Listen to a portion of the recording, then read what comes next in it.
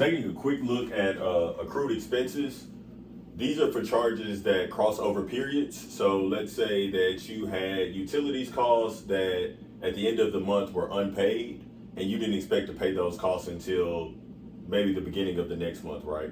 At the end of the period, you would still have to make sure that you properly reflect in your financial statements that you owe money for utility expenses that you know that you owe, even though you haven't expensed it yet. So that's where the payable account comes in. We'll use utility payable.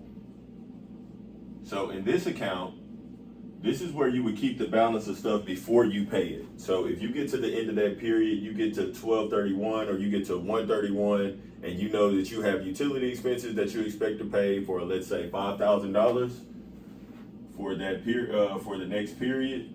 What you'll end up doing is you'll end up debiting the expense, the utility expense,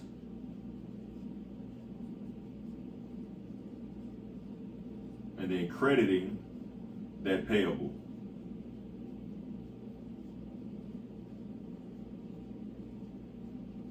For $5,000.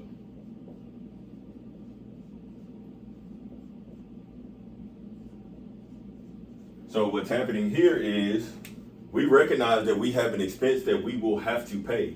Since we have not paid it yet, we don't touch the cash account because no cash has gone out of the door. But we do have to recognize that expense for that period.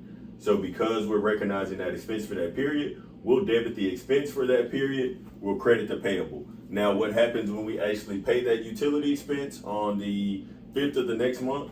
What we'll do is we'll come here and we'll debit utility payable.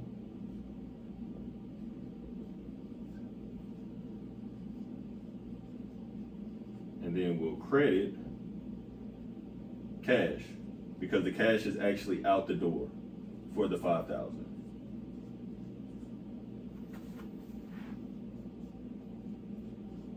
So this entry is to record when expense is incurred.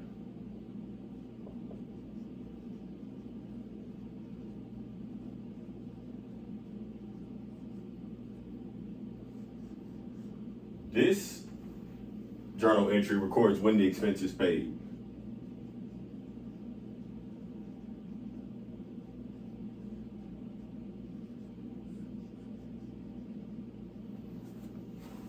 So that's how it works for accrued expenses, and then we'll walk through accrued revenues.